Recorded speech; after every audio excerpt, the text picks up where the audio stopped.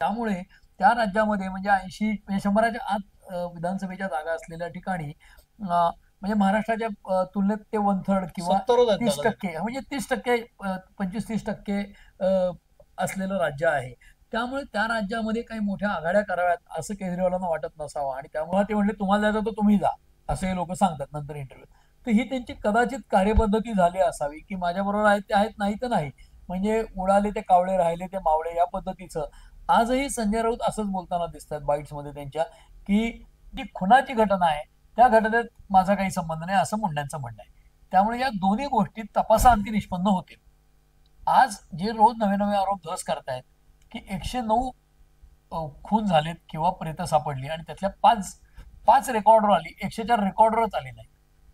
तर आता ही सगळी रेकॉर्डर कशी येणार, त्याच्यात काही चौकशी होणार का, हे अजूनही सरकारने स्पष्ट केलेलं नाही. मंडळी नमस्कार. महाराष्ट्र मल्टीमीडिया कम्युनिकेशन्स अर्थात MMC न्यूज नेटवर्कच्या वर्तमान या व्हिडिओमध्ये मी मिलिंद लिमये तुमचं पुन्हा एकदा स्वागत करतो. अनेक विषय घडून गेलेले आहेत गेल्या आठवडाभरामध्ये आणि या सगळ्या विषयांपैकी काही विषयांचा आपण आढावा घेणार आहोत. त्या घडलेल्या घटनांच्या मागचा अर्थ काय आहे नेमका, त्यातून काय अर्थ निघू शकतात आणि लोकांना या घटनांबद्दल काय वाटतं किंवा काय जाणून घ्यायची इच्छा आहे, हे आपण आज लोकांसमोर मांडण्याचा प्रयत्न करणार आहोत आणि अर्थातच आमच्या या चर्चेमधून ते आम्ही लोकांसमोर मांडण्याचा प्रयत्न करणार आहोत. पहिला विषय आहे त्यातला तर एक तो लोकसभेच्या वेळेला जी इंडिया आघाडी तयार झाली, त्या इंडिया आघाडीचं भवितव्य काय, कारण त्यांच्यामध्ये आता लाथाळ्या सुरू झालेल्या आहेत आणि मग त्याच्या अनुषंगानेच महाराष्ट्रातली जी नवी आघाडी म्हणजे महाविकास आघाडी आहे याच्या संदर्भातल्या ज्या काही चर्चा होऊ लागलेल्या आहेत त्याचं पुढे काय होणार आहे. त्याच्यानंतर शरद पवारांच्या पक्षाचं एक अधिवेशन झालं, त्याच्यामध्ये शरद पवारांनी सगळ्या कार्यकर्त्यांच्या भावना जाणून घेतलेल्या आहेत आणि या भावना जाणून घेताना कार्यकर्त्यांनी काय भावना व्यक्त केलेल्या आहेत, त्या भावनांमधून नेमका काय अर्थ समोर आलेला आहे हे आपण जाणून घ्यायचा प्रयत्न करणार आहोत. बीडच्या घटनेसंदर्भामध्ये शरद पवारांनी देवेंद्र फडणवीसांना फोन केला. मधल्या काळामध्ये पुन्हा एकदा आदित्य ठाकरे काही आमदारांच्या समवेत पुन्हा फडणवीसांना भेटलेले आहेत. ही तिसऱ्यांदा भेट होते त्यांची. या भेटीमागचे अर्थ काय आहेत, या फोन मागचे अर्थ काय आहेत आणि अर्थातच बीड मधली जी घटना आहे ही घटना रोज नवीन नवीन वळणं घेते आहे आणि या वळणातून या संघर्षामधून नेमकं काय साध्य होणार आहे किंवा नेमका काय अर्थ बाहेर निघणार आहे या संदर्भामध्ये लोकांना जाणून घ्यायला आवडणार आहे, तुम्हाला जाणून घ्यायला आवडणार आहे आणि म्हणून आम्ही या सगळ्या विषयांवरती चर्चा करणार आहोत. आणि त्यासाठी नेहमीप्रमाणे माझ्यासोबत आहेत वरिष्ठ पत्रकार शैलेंद्र परस्पे. शैलेंद्र नमस्कार. नमस्कार. सुरुवात करूया आपण लोकसभेच्या वेळेला, म्हणजे गेल्या वर्षी लोकसभेची जी निवडणूक झाली त्यावेळेला इंडिया आघाडी स्थापन झाली. मोदींनी त्याची संभावना इंडिया आघाडी असं जरी केलेलं असलं तरी त्याचं नाव इंडिया आघाडी आहे आणि या इंडिया आघाडीला आता मोठे मोठे तडे जायला सुरुवात झालेली आहे. पहिला तडा दिला होता तो ममता बॅनर्जींनी दिला होता की माझ्याकडे नेतृत्व द्या असं म्हणायला लागल्या होत्या आणि त्याच्यानंतर दुसरा तडा दिलेला आहे, तो मोठा तडा ज्याला म्हणता येईल आपण, तो आप पार्टीने दिलेला आहे आणि तो दिल्लीमध्ये त्याने आपले उमेदवार परस्पर जाहीर करून टाकलेले आहेत आणि आम्हाला तुमच्यासोबत जायचं नाही असं काँग्रेसला थेटपणे सांगून टाकलेलं आहे. त्या पाठोपाठच शिवसेना उद्धव बाळासाहेब ठाकरे पक्ष जो आहे त्यांनी आपला पाठिंबा दिलेला आहे, काँग्रेसला पाठिंबा दिलेला नाही आणि हे जर असं घडत राहिलं तर महाराष्ट्रात आणि मुंबईमध्ये हेच होईल असं संजय राऊत म्हणालेले आहेत. शरद पवारांनी अर्थातच या संदर्भामध्ये काही वक्तव्य केलेली आहेत. पृथ्वीराज चव्हाण जे काँग्रेसचे नेते आहेत त्यांनी असं म्हटलंय की काँग्रेसचं भवितव्य दिल्लीमध्ये आपपेक्षा कमी आहे आणि आपलाच जास्त पाठिंबा मिळू शकतो लोकांचा असं ते म्हणालेले आहेत. यातून कुठेतरी हे इंडिया आघाडी महाविकास आघाडी आता फुटते की काय, किंबहुना फुटीच्या उंबरठ्यावरती उभी आहे की काय, अशा पद्धतीची हवा तयार झालेली आहे, वातावरण तयार झालेलं आहे. पण प्रत्यक्षामध्ये त्याचं काय होणार आहे हे येणारा काळ ठरवेल. पण आत्ताच्या घडीला जी स्थिती आहे ही नेमकी काय दर्शवते. दोन गोष्टी आपण लक्षात घ्यायला पाहिजेत की इंडिया आघाडी म्हणजे हे राष्ट्रीय पातळीवर भारतीय जनता पक्ष आणि भारतीय जनता पक्षाच्या नेतृत्वातलं एनडीए त्याच्या विरोधातली आघाडी होती. त्यामुळे राष्ट्रीय निवडणुकांमध्ये इंडिया आघाडी होती आणि आपण अनेकदा यापूर्वीही पाहिलंय. म्हणजे वाजपेयी पंतप्रधान असताना नितीश कुमार, लालू हे असे लोक एकमेकांच्या विरुद्ध बिहारमध्ये लढतात पण राष्ट्रीय पातळीवर एकत्र येतात. तीच गोष्ट मुलायम सिंगांच्या बाबतीत आहे की काँग्रेस आणि मुलायम सिंग हे राष्ट्रीय पातळीवर एकत्र येऊ शकतात पण त्यांच्या उत्तर प्रदेशच्या निवडणुकात ते विरोधी लढतात. आणि आपल्याकडे अगदी स्थानिक स्वराज्य संस्थांच्या निवडणुकात काही वेळेला शिवसेना आणि काँग्रेस यांनी हात मिळवणी पूर्वी केलेली आहे. अगदी ग्रामपंचायतीला चिन्ह नसतं पण स्थानिक स्वराज्य संस्थांच्या त्याच्यावरच्या नगर निवडणूक, परिषद, जिल्हा परिषद. तर या सगळ्या गोष्टी आपण लक्षात घेतल्या तर आता राष्ट्रीय पातळीवरची इंडिया आघाडी आता लोकसभा निवडणूक झालेली आहे आणि आता तरी मोदींचं सरकार सत्तेत आहे, त्यामुळे आता लोकसभेची निवडणूक तातडीने नाही. हे जर लक्षात घेतलं तर खालच्या ज्या निवडणुका होतात म्हणजे आता राज्य पातळीवरच्या त्या दिल्लीची निवडणूक आहे आणि दिल्लीमध्ये केजरीवाल यांच्या पक्षाचं सरकार आहे, तिथे अतिशय मुख्यमंत्री झालेले आहेत आणि केजरीवालांच्या तुरुंगवासानंतर ही गोष्ट घडली आणि मुख्यमंत्री बदल झाला.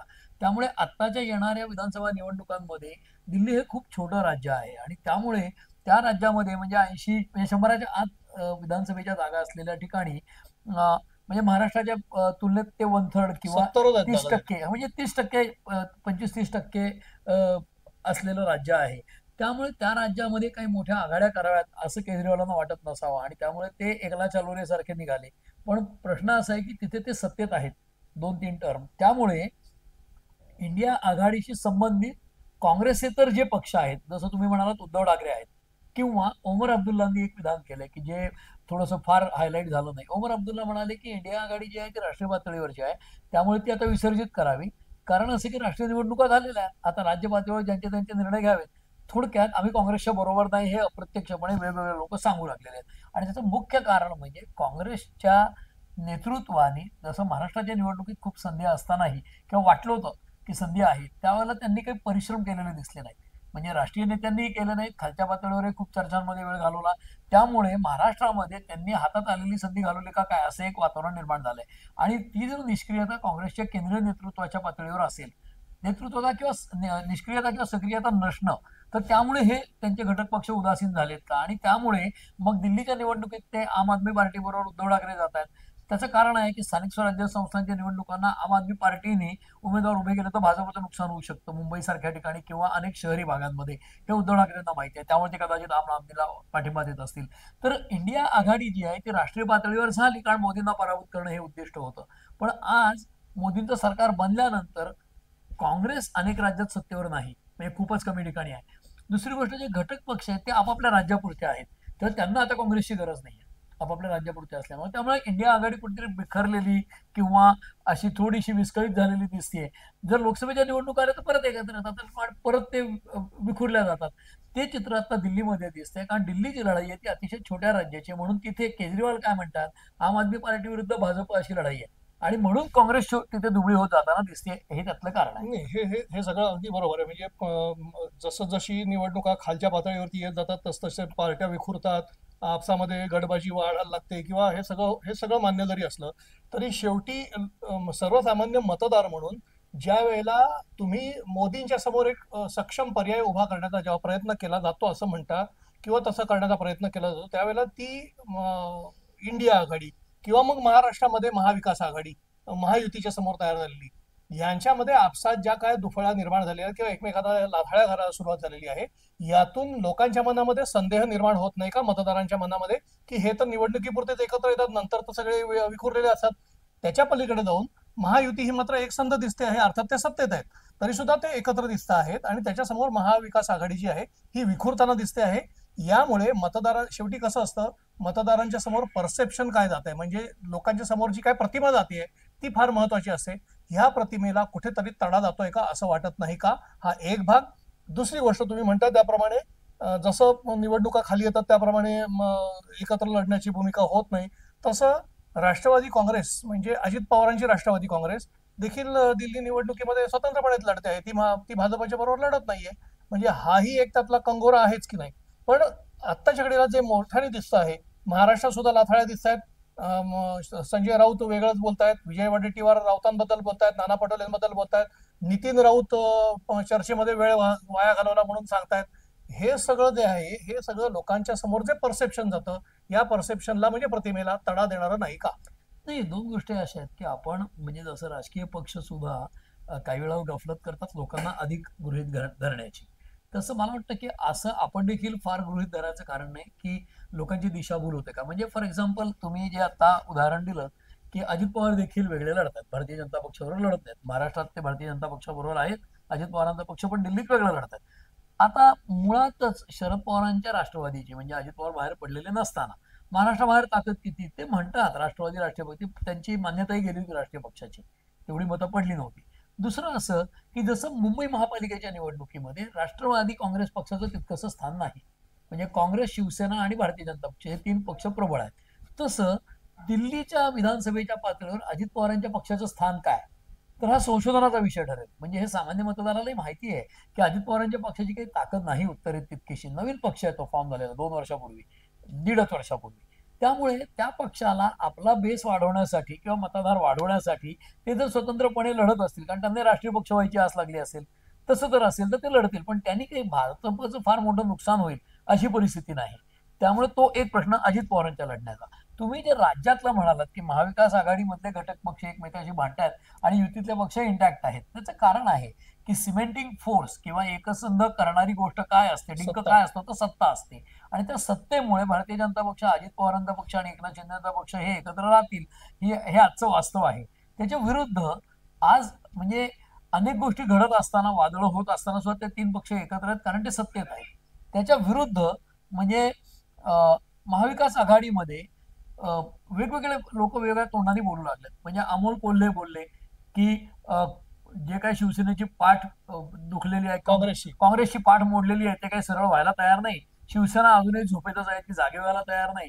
तिकडे वडेट्टीवार म्हणतात कोल्ह्यांना, तुम्ही आम्हाला सल्ला देऊ नका, आणि वडेट्टीवार ब्लेम कोणाला करतायत, तर चर्चेमध्ये खूप वेळ गेला. नाना पटोले आणि संजय राऊत रोज भांडत होते. दुसरीकडे नितीन राऊत, तुम्ही म्हणालात तसं म्हणाले की चर्चेत खूप वेळ गेला.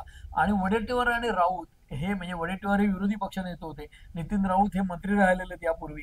त्यामुळे या दोघांनी असं म्हटलं की चर्चेत 2 महिने गेले आणि आम्हाला प्रचाराला आणि आखणी करायलाच वेळ मिळाला नाही, त्यामुळे पराभव झाला. म्हणजे संधी असताना ती गमावली गेली. दुसरीकडे संजय राऊत काय म्हणतात की आज कोल्ह्यांनी आम्हाला सल्ला देऊ नये, हे तर दोघे एकाच तोंडाने म्हणतात. परंतु चर्चेत वेळ गेला तर ते वडेट्टीवारांना ब्लेम करतात की तुम्ही विदर्भातल्या काही जागा सोडल्या असत्या तर आम्हाला त्या मिळाल्या असत्या, आम्ही जिंकलो असतो, आणि त्या तुम्ही हारलाय, असं संजय राऊत म्हणतात. थोडक्यात काय तर आपल्याला ही म्हण माहिती आहे की अपयश हे नेहमी अनाथ असतं. तसं अपयशानंतर सुरुवातीला या लोकांनी ईव्हीएम वर ब्लेम केला, सगळ्यांनी एकत्र.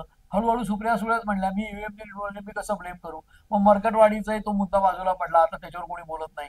कारण हे सगळे मुद्दे अल्पकाळ टिकणारे असतात आणि या लोकांना उमद्या मनाने पराभव स्वीकारता आला नाही, हे वास्तव आहे.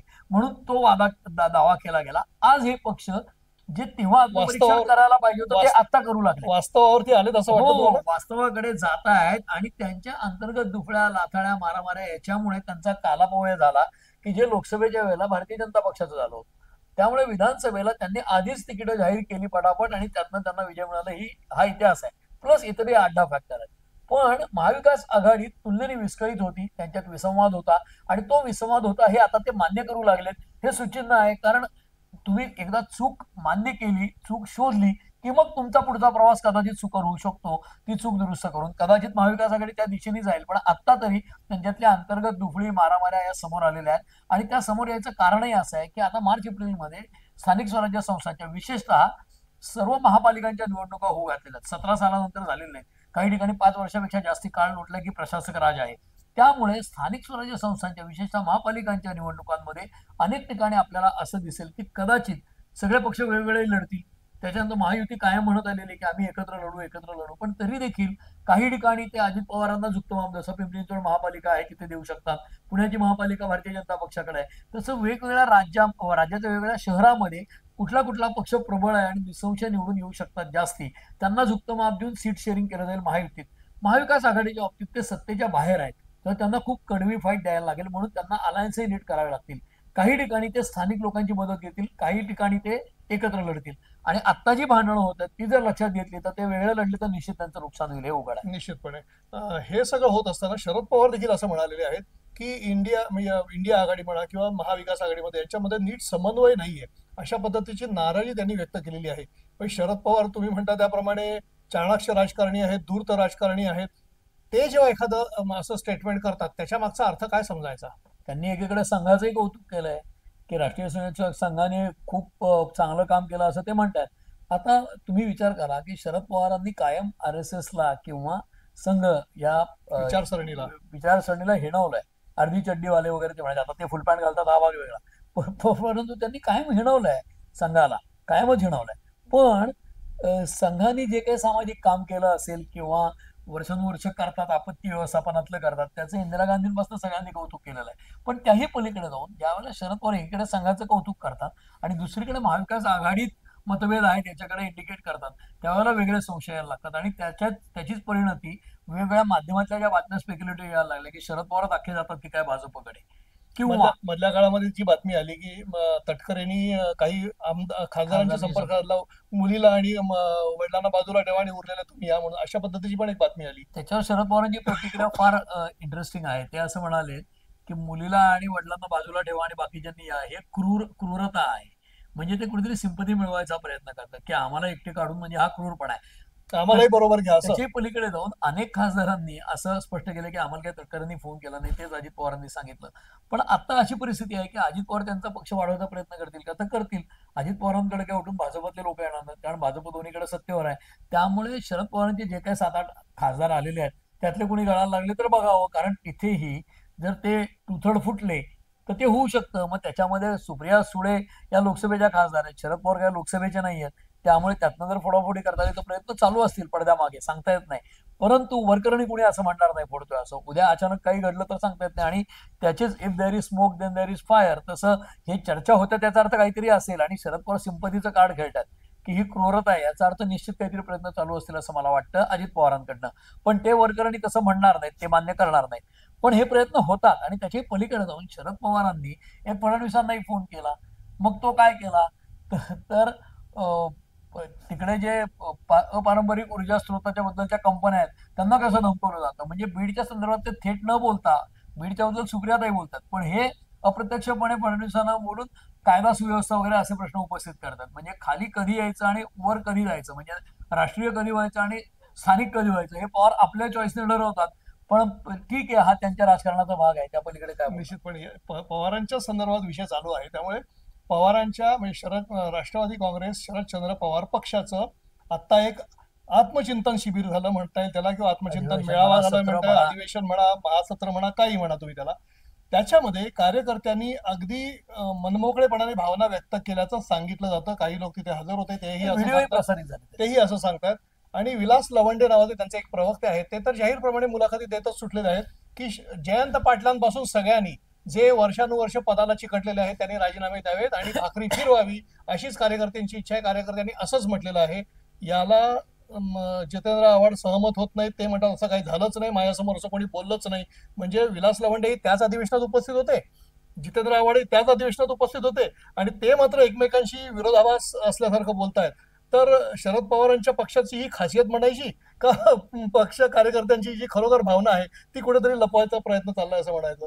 नाही, आपल्याला हे आपल्या समाज जीवनात अनेकदा दिसेल की अडचणीचे प्रसंग येतात तेव्हा हे लोक गप्प बसणं पसंत करतात, मौनम सर्वार्थ साधारण सारखं. तसंच आपल्या पक्षामध्ये दुफळे आहे किंवा काही मतभेद आहेत, हे कुठला नेता मान्य करणार नाही आणि तेच आव्हाड करतात. परंतु कार्यकर्त्यांनी त्या बैठकीमध्ये उभं राहून बोलतानाचे व्हिडिओ पण बाहेर आलेले आहेत आणि त्याच्यात स्पष्ट दिसतं की जयंत पाटील यांनी राजीनामा द्यावा अशी मागणी केली जाते. आणि त्याच्यामध्ये जयंत पाटलांनी देखील काय उत्तर दिलंय मीडियाशी बोलताना, तर 8 दिवसात मी राजीनामा द्यायला तयार आहे, पण 8 दिवसामध्ये जे लोक माझ्या राजीनाम्याची मागणी करतात त्यांनी निवडणुकांमध्ये आपापल्या वॉर्डामध्ये किती मतं पडली पक्षाला त्याचे झाडाझडती घ्यावी आणि त्याचं रेकॉर्ड समोर आणावं असं ते म्हणतात. नाही तर त्यांचे राजीनामे ऑटोमॅटिक गृहीत धरले जातील असं म्हणतात ते. हा, म्हणूनच थोडक्यामध्ये जयंत पाटील मी राजीनामा देतो असं म्हणायला आता तयार नाहीत. दुसरीकडे मला आश्चर्य काय वाटतं की ज्या वेळेला लोकसभेचा पराभव झाला, भारतीय जनता पक्षाच्या जागा 23 वरून 9 वर आल्या लोकसभेच्या, त्यावेळेला देवेंद्र फडणवीसांनी पत्रकार परिषद घेऊन मीडिया समोर येऊन सांगितलं की बावनकुळे प्रदेशाध्यक्ष आहेत वगैरे असं काही उल्लेख न करता ही पूर्ण निवडणूक माझ्या नेतृत्वाखाली लढली गेली होती भारतीय जनता पक्षासाठी आणि मी नेता म्हणून या पराभवाची पूर्ण जबाबदारी स्वीकारतो आणि जे काय आहे ते माझी जबाबदारी आहे पराभवाची, असं त्यांनी स्पष्टपणे येऊन सांगितलं. तसं राष्ट्रवादी पक्षामध्ये कोणी सांगितल्याचं दिसत नाही. म्हणजे शरद पवार अनेक वेळेला त्यांची जाहीर भाषणं गेली, म्हणजे ते 50-60 वर्ष राजकारणात आहेत, मी पत्रकारितेत 35 वर्षापेक्षा जास्त काळ हे पाहतोय त्यांचं राजकारण आणि भाषणं. त्या भाषणात त्यांनी अनेक वेळेला अतिशय मिश्किलपणे वगैरे उल्लेख करत आता भाकरी फिरवायची वेळ आली आहे वगैरे असं वक्तव्य केलं आणि भाकरी फिरवण्याचा वाद अनेक वेळा ते पवारांनी खूप लोकप्रिय केला. पण आज पराभवानंतर सुद्धा विधानसभेच्या ते भाकरी फिरवायची भाषा काही करत नाहीत. म्हणजे त्यांच्या पक्षामध्ये पुन्हा पुन्हा नेते मंडळी कोण आहेत, रोहित पवार, सुप्रिया सुळे आणि शरद पवार हेच नेते आहेत. जयंत पाटील प्रदेशाध्यक्ष गेली 10 वर्ष, पण प्रदेशाध्यक्ष म्हणून काही ते बीडमध्ये जाऊन मोर्चा काढताना दिसत नाहीयेत. सुप्रिया सुळे प्रेस कॉन्फरन्स घेत आहेत त्या मुंबईतनं किंवा पुण्यातनंच घेतात किंवा बारामतीतनं, त्या काय बीडमध्ये जाऊन ठाण मांडून बसलेल्या नाहीत. एवढा तिथे अराजक सदृश परिस्थिती आहे तर म्हणजे लाडकी बहीण योजनेमध्ये सुद्धा काय होतंय, वाल्मिक कराडला नेमतात का आणखीन ईडीच्या नोटिसा बजावल्या तरी कारवाई होत नाही, हे सगळं त्या मुंबई पुण्यातच सांगतात. बीडमध्ये जाऊन लोकांच्या क्षोभाला काही आपण हवा द्यावी असं काही त्यांना वाटत नाहीत. म्हणजे तिथे सर्वाधिक मीडियामध्ये आता गाजत असलेले नेते सुरेश धस आहेत, की जे पुन्हा भारतीय जनता पक्षाचेच आहेत. म्हणजे हे सगळं बीड मधलं ताटातलं वाटीत वाटीतलं ताटात चाललंय का काय असं वाटावं अशी परिस्थिती. आणि राष्ट्रवादी पक्ष हा आज लोकसभा किंवा विधानसभा पातळीवर सो विरोधी पक्षात आहे, पण ते की रस्त्यावरून संघर्ष करताना दिसत नाहीत ही वस्तुस्थिती आहे. आणि भाकरी तर फिरवतच नाहीत. त्यामुळे प्रदेशाध्यक्षपद सोडा असं जयंत पाटलांना म्हटले कार्यकर्ते, तरी पवारांनी त्याच्यावर काही भाष्य केलेलं नाही. जयंत पाटलांनी तो प्रति आव्हान दिलंय, म्हणजे तुम्हालाच काढून टाकीन पण मी सोडणार नाही अशी भाषा केली आहे. बघूया पुढे काय ते दिसेलच. आणि त्यांची जी वाटचाल आहे ती त्या पद्धतीने चालू राहील तर ते तसेच पुढे चालू राहील, दुसरं काय म्हणणार. याच्यातला एक पुढचा धागा असा आहे की आदित्य ठाकरे तिसऱ्यांदा आता देवेंद्र फडणवीसांना भेटले. म्हणजे मुंबईत एकदा भेटले, नागपुरात एकदा वडिलांच्या बरोबर भेटले आणि आता काल स्वतंत्रपणे काही आमदारांच्या सोबत भेटले. अर्थात माध्यमांच्या समोर बोलताना ते असं म्हणालेले आहेत की मी काही मुंबईचे प्रश्न घेऊन भेटलो आहे आणि आम्हाला तो अधिकार नाही का मुंबईच्या संदर्भामध्ये काही प्रश्न घेऊन भेटायचा, आणि तो आम्हाला अधिकार आहे त्यामुळे आम्ही जाऊन भेटलो. हे जरी बरोबर असलं, म्हणजे राजकारणाच्या दृष्टीने हे सगळं अगदी जरी वरवरचं जरी चित्र असलं तरी राजकारणामध्ये जे समोर दिसत असतं ते तसंच असतं असं नाही. पडद्याच्या मागे देखील अनेक गोष्टी घडत असतात. त्याच्याच बरोबर त्याला थोडीशी पुष्टी मिळायचं कारण असं की 2 दिवस झाले उद्धव ठाकरे पुन्हा पुन्हा म्हणतायत ज्यांना कोणाला पक्ष सोडून जायचंय त्यांनी ताबडतोब जावं, आत्ताच जावं, ताबडतोब जावं, मी कोणाला रोखणार नाही, अशा पद्धतीचं विधानं त्यांची येणं गेले 2 दिवस चालू आहेत. राजन साळवी येऊन भेटले, ते अद्याप नाराजच आहेत. काही पुण्यातले नगरसेवक शिवसेना उद्धव बाळासाहेब ठाकरे पक्ष सोडून भाजपामध्ये गेले. नाशिकचे लोक येऊन कालच्या दिवस मातोश्रीवरती भेटले, त्यांचीही नाराजी कायम आहे. ही नाराजी नाट्य सतत घडतं आहे आणि उद्धव ठाकरे हे बोलतायत आणि दुसरीकडे आदित्य ठाकरे फडणवीसांना भेटतायत. यातून काय वेगळा अर्थ निघू शकतो? नाही, त्याच्यामध्ये असं आहे की उद्धव ठाकरे जे म्हणतात ज्यांना सोडायचं त्यांनी सोडा किंवा निघून जा, तर हे काही ते आज म्हणत नाहीयेत. म्हणजे ते मुख्यमंत्री पदावर होते तेव्हाही एकनाथ शिंदेना त्यांनी त्या पद्धतीने वागवलं आणि ते बाहेर पडले. म्हणजे आपण आज जरी तिथे उपस्थित नसलो तरी गुलाबराव पाटील, उदय सामंत हे लोक जे नंतर सोडून गेले सुरतला आणि एकनाथ शिंदेबरोबर, त्यांनी दादा भुसे यांनी समजावून सांगायचा प्रयत्न केला की आपण त्यांना परत आणूया, तुम्ही फोनवर बोला एकनाथ शिंदेशी. तर तेव्हा ते म्हणले तुम्हाला जायचं तर तुम्ही जा, असं हे लोक सांगतात नंतर इंटरव्ह्यू. तर ही त्यांची कदाचित कार्यपद्धती झाली असावी की माझ्या बरोबर आहेत ते आहेत, नाही तर नाही. म्हणजे उडाले ते कावळे राहिले ते मावळे या पद्धतीचं आजही संजय राऊत असंच बोलताना दिसतात बाईट्स मध्ये त्यांच्या, की ज्या लोकांनी म्हणजे काल ते बाळासाहेब ठाकरेंच्या स्मारकाचं काम चाललंय, पहिल्या टप्प्याचं पूर्ण झालंय, तिथेही त्यांनी मीडियाशी बोलताना हेच सांगितलं की जे बाळासाहेबांच्या विचारांना सोडून गेले त्यांनी इथे यायची गरज नाही. अहो त्यांच्यावरच आरोप आहे की तुम्ही बाळासाहेबांचे विचार सोडले स्वतः म्हणून. आणि मुळात ते काम सरकारचं आहे. नाही, आणि त्याही पलीकडे जाऊन बाळासाहेब ठाकरेंचं स्मारक ही काही कुटुंबाची प्रॉपर्टी नाही आहे ना. बाळासाहेब अख्ख्या महाराष्ट्राचे होते, त्यांनी मान्य केलंय की MMRDA हे बांधकाम करते आहे आणि पैसे देत आहेत सरकार, राज्य सरकार. नाही, पैसे कोणाचे का असे ना, म्हणजे महात्मा गांधींचं एखादं स्मारक असेल तर ते अख्ख्या देशाचं असतं. हे जे सगळे राष्ट्रनेते आहेत तसंच बाळासाहेब ठाकरे एका कुटुंबाचे नाही आहेत ना. बाळासाहेब ठाकरेंचं नाव चोरलं, माझ्या वडिलांचं नाव चोरलं, माझ्या वडिलांचा फोटो लावू नका, तर हे झालं ना सगळं. आता त्याच्यानंतर तुम्ही निवडणूक हारलाय ना, आज त्यानंतर सुद्धा तुम्ही या स्मारकाच्या ठिकाणी विचार सोडलेल्यांनी येऊ नका. तुम्ही मला सांगा, एखाद्या देवळात जाणारा माणूस आहे आणि त्याने हात जोडून नमस्कार केला, तो मला तर नास्तिक असेल, आपल्याला काय माहिती, ढोंगी माणसं खूप आहेत आपल्या आजूबाजूला. आणि आपला समाजच म्हणजे बाय अँड लार्ज ढोंगीपणासाठीच प्रसिद्ध आहे एकूण.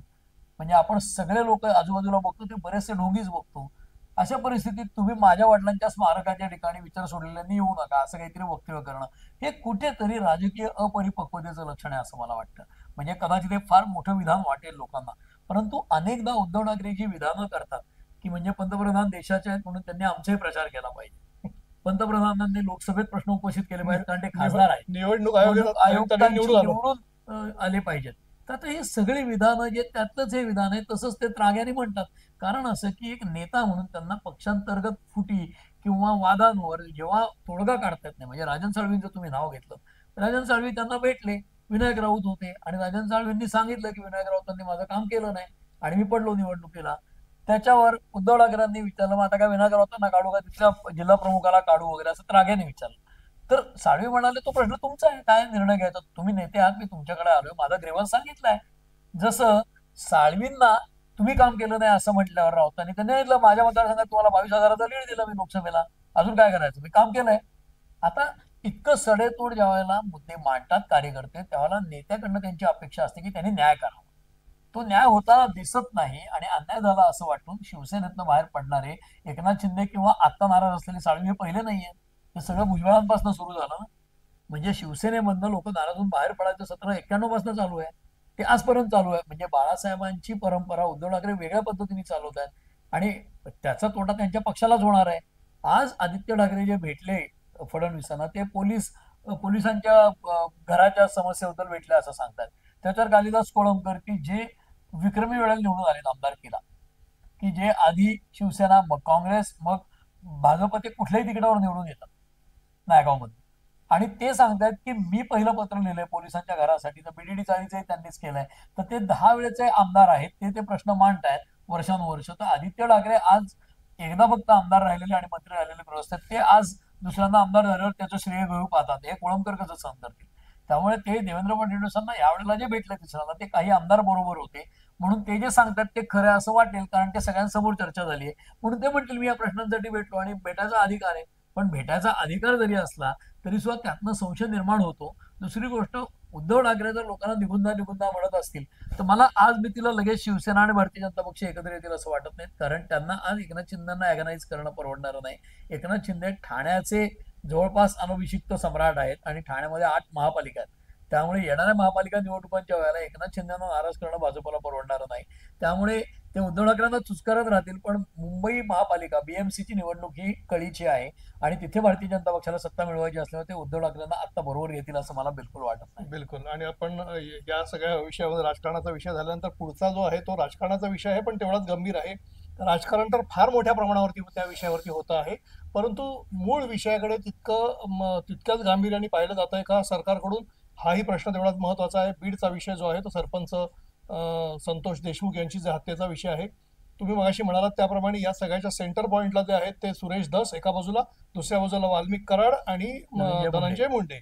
तर या सगळ्या याच्यातून पुन्हा एकदा एक महत्वाचा छोटासा मुद्दा निघाला, पण तो उग्र स्वरूप धारण करू शकतो. सारंगी महाजन यांनी पंकजा मुंडे आणि धनंजय मुंडे यांनी मिळून माझी 3 कोटी रुपयांची जमीन लाटली असा आरोप केलेला आहे. घरातूनच जेव्हा आरोप होतात, बाहेरचे तर आरोप करतातच आहेत, पुन्हा घरातून जेव्हा आरोप व्हायला लागला तेव्हा त्या विषयाचं गांभीर्य वाढतं का, त्या विषयाची ग्रॅव्हिटी वाढते का, आणि मग कुठेतरी संशयाचं दुःख अधिक गडद होत जात आहे का असं वाटतं का? एक दुसरी महत्वाची मुद्दा असा आहे की वाल्मिक कराडांना टार्गेट करता करता धनंजय मुंडे टार्गेट होत आहेत का, आणि धनंजय मुंडे यांचा राजीनामा लवकरच घेतला जाईल अशा पद्धतीच्या काही बातम्या यायला लागलेल्या आहेत. सुरेश धसांनी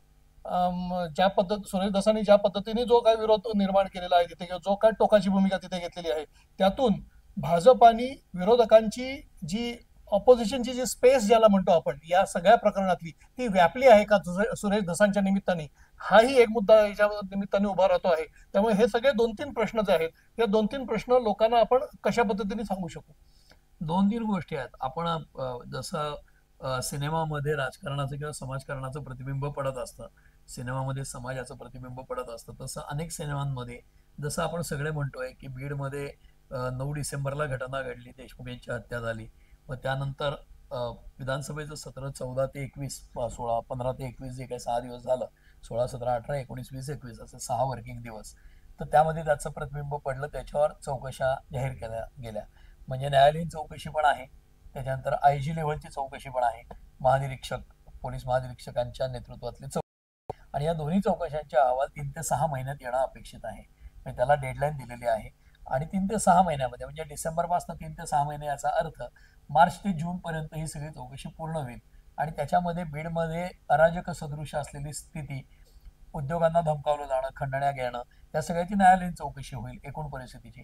आणि त्या पर्टिक्युलर गुन्ह्याची, म्हणजे हत्येच्या गुन्ह्यासंदर्भातली चौकशी आहे ती पोलीस महानिरीक्षक यांच्या नेतृत्वाखालची आहे, ती होईल. या दोन्ही चौकशांचे अहवाल मार्च ते जूनच्या मध्ये येतील आणि कारवाई होईल. त्यामुळे सरकारने काय करायचं ते केलंय आणि चौकशी अनाऊन्स केली, ती चौकशी होत राहील. त्या दोन्हीच्या कक्षा असतात, त्याचे जे टर्म्स ऑफ रेफरन्सेस असतात त्या दिल्या जातात, त्या काही रोज माध्यमांमध्ये येत नाही. याचा अर्थ आता सरकार बाजूला आहे. अजित पवारांना प्रश्न विचारले जातात, कारण धनंजय मुंडे त्यांच्या पक्षाचे आहेत, त्यांचा राजीनामा होणार का, त्यांच्यावर दबाव वाढतोय, कारण मराठा समाजाकडनं मोर्चे काढले जात आहेत देशमुखांच्या हत्येच्या चौकशीसाठी, त्याचा निषेध करण्यासाठी, आणि त्यातनं धनंजय मुंडेंना घालवा हीच मागणी होती. दुसरीकडे सुरेश धस भाजपच्या आणि तेही तीच मागणी लावून धरतात. ते पुन्हा पुन्हा वाल्मिक कराड यांचे सगळे कृष्णकृत्य समोर आणतात, तथाकथित किंवा कथित कृष्णकृत्य, आणि ते काही त्याचे पुरावे पण सादर करतात. त्याच्यामध्ये एक मध्येच मुन्नीचा उल्लेख होतोय. नाही, मुन्नी बदनाम होई डार्लिंग तेरेली आहे. तर ह्याच्यामध्ये मला असं वाटतं, मला जो अर्थ कळला तो असा की वाल्मिक कराड हे धनंजय मुंडे यांचे खूप जवळचे आहेत, आणि ते डार्लिंग आणि मुन्नी म्हणजे स्वतः धनंजय मुंडे. धनंजय मुंडे असा त्यांचा अर्थ अभिप्रेत असावा. कारण त्यांनी पहिल्या दिवशी असं विधान केल्यावर लोकांना मुन्नी म्हणजे महिला वाटली, राष्ट्रवादीमधली मुन्नी म्हणजे पुरुष आहे असं ते म्हणले, आणि मुन्नीला हे कळलेलं आहे. तेव्हा मुन्नी समोर येईल तेव्हा तुम्हाला कळेल. तर साधारण राजकीय जे इथे सगळे पत्रकार मंडळी आहेत, त्याच्यात जी चर्चा झाली त्यातनं मुन्नी बदनाम हुई डार्लिंग तेरे मध्ये ते डार्लिंग म्हणजे वाल्मिक कराड, कारण त्यांना खूप सोकावून ठेवलं होतं आणि त्यांची कृष्णकृत्य आता लोकांसमोर येतात. ते असं चित्र होतंय की जगातला सगळ्यात खलपुरुष कोण असेल तर वाल्मिक कराड आहे, अशा पद्धतीची चित्र समोर येतात, आणि त्यामुळे ते वक्तव्य केलं असावं. पण धजे रोज रोज विधानं करतायत आणि त्यातनं ते धस ते त्यातनं धनंजय मुंडेंकडे अंगुली निर्देश करतायत. तर धनंजय मुंडे यांनी, म्हणजे तुम्ही हे फार लोकांच्या लक्षात येत नाही, एका बाजूला हे सगळं आंदोलन चालू आहे, बीडमधली घटना आहे, चौकशा अनाऊन्स केल्यात सरकारने, दुसरीकडे मुंडेंच्या पातळीवर काय, भुजबळ नाराज झाले मंत्रिमंडळात नाही म्हणून, त्यांच्या पातळीवर काय, भुजबळ भेटले फडणवीसांना विधानसभेचं सत्र संपल्यावर, तेव्हा त्यांनी सांगितलं की मुख्यमंत्र्यांनी 8-10 दिवसात तोडगा काढतो म्हणाले. तेव्हा मी मागच्या व्हिडिओत म्हणलं होतं की बहुतेक तोडगा हाच असेल की धनंजय मुंडेंचा राजीनामा आणि त्या जागी भुजबळांना घ्यायचं, म्हणजे तिकडे मराठा समाज खुश होईल मुंडेंना काढलं म्हणून, आणि इकडे भुजबळांना घेतलं म्हणून ओबीसी खुश होतील. पण अजित पवारही ठाम आहेत की मुंडेंचा राजीनामा घ्यायचा नाही, आणि त्याचं कारण असं, अजित पवार जे सांगतात माध्यमांना ते असं आहे की धनंजय मुंडे मला भेटले आणि त्यांनी सांगितलं की माझा दुरान्वयाने संबंध नाही या घटनेशी. ही जी मूळ घटना आहे खुनाची, ती त्या वाल्मिक कराडांच्या दहशतीला आव्हान दिल्यामुळे किंवा त्याच्यामध्ये पडल्यामुळे झालेली घटना आहे. म्हणजे त्यात म्हणजे खून किंवा खुनासारखी घटना ही गंभीरच आहे, आणि वाल्मिक कराडांचे धनंजय मुंडेंशी मैत्री आहे, ते जवळचे आहेत, हे धनंजय मुंडेंनी बाईटमध्ये सांगितलं ओपनली. म्हणजे धनंजय मुंडे आणि वाल्मिक कराड यांच्या जवळचे संबंध आहेत का, तर आहेत. पण ही जी खुनाची घटना आहे त्या घटनेत माझा काही संबंध नाही असं मुंडेंचं म्हणणं आहे. त्यामुळे या दोन्ही गोष्टी तपासाअंती निष्पन्न होतील. आज जे रोज नवे नवे आरोप धस करतायत की 109 खून झालेत किंवा प्रेत सापडली आणि त्यातल्या पाच रेकॉर्डर आली, 104 रेकॉर्डरच आली नाही. तर आता ही सगळी रेकॉर्डर कशी येणार, त्याच्यात काही चौकशी होणार का, हे अजूनही सरकारने स्पष्ट केलेलं नाही. दुसरी गोष्ट, वाल्मिक कराडांनी पुण्यात प्रॉपर्टी घेतली, म्हणजे 75 कोटीचा एक अख्खा फ्लोअर अमानोरा सिटीमध्ये, आणि 7 दुकानं 5-5 कोटी प्रत्येकी किमतीची फर्ग्युसन रस्त्यावर. आता या सगळ्याची चौकशी त्या न्यायालयीन चौकशीत येणार का पोलीस चौकशीत होणार, हे अजूनही अस्पष्ट आहे. त्यामुळे हे सगळं जेव्हा चौकशी होईल तेव्हा स्पष्ट होईल. तोपर्यंत हे सगळे मोर्चे आणि हे सगळे रोजचे आरोप हे मुंडेंनी राजीनामा द्यावा यासाठीचा दबाव आहे. आणि ज्या वेळेला ते जसं माकडीच्या गोष्टीसारखं आहे की माकडी नाकातोंडात पाणी द्यायला लागलं की आपल्या मुलांनाही पायाखाली घेते स्वतःचा जीव वाचवायला, तसं काहीतरी इथं होताना दिसतंय मला वाटतं. आणि हे सगळं मोर्चे आणि हे सगळ्या गोष्टी आहेत त्या फक्त देशमुखांच्या हत्येच्या बद्दल न्याय मिळावा म्हणून नसून राजकीय कारणासाठी पण आहेत, हे स्पष्टपणे दिसतं. आणि त्यामुळे त्याची राजकीय परिणती काय होते हे आपल्याला बघावं लागेल. जाता जाता सारंगी महाजनांनी जो आरोप केलाय तो धनंजय मुंडे आणि पंकजा मुंडे यांनी जमीन लाटली असा आहे, पण त्याचा या बीडच्या आत्ताच्या लॉ अँड ऑर्डरशी फार संबंध आहे असं मला वाटत नाही. हे सगळं प्रकरण टापलेलं असतानाच त्यांनी हा आरोप केलाय. आता मला माहित नाही की त्यांना आपली जमीन लाटल्याचं नेमकं कधी लक्षात आलं. म्हणजे मी जर समजा ऑफिसमधून घरी गेलो, माझ्या घरी चोरी झाली, तर लक्षात आल्या आपण कंप्लेंट करतो, किंवा आधी एखादी वस्तू हरवली तर शोधतो, मोबाईल हरवला समजा तर शोधतो इकडे तिकडे, नाही सापडला की मग FIR करतो किंवा पोलीसमध्ये जातो. तसंच जमीनच गेली आहे तर त्यांचं टायमिंग जे आहे, म्हणजे आता फडणवीसांना पत्र लिहायचं किंवा काय तक्रार करण्याचं, ते इंटरेस्टिंग आहे. त्यामुळे त्यांनी त्यात आणखीन एक संविधा घातली असं म्हणायला लागेल. त्यांची जमीन गेली, म्हणजे मला असं आठवतं त्याप्रमाणे 2004ला प्रमोद महाजन गेले, आणि त्यानंतर जर हे नात्यातलेच आहेत सगळे मुंडे आणि महाजन, तर त्यामुळे त्यांची जमीन जर त्यांनी लाटली असेल तर त्याच्यावर जी काही कायदेशीर प्रक्रिया आहे ती त्यांनी करायला हवी. त्यांनी माध्यमांकडे जाणं, ते पत्र पब्लिक डोमेन मध्ये आणणं, तर हे कुठेतरी मला तितकंसं हे वाटलं नाही, आणि त्याचा काही राजकारणाची फार संबंध आहे असं मला वाटत नाही.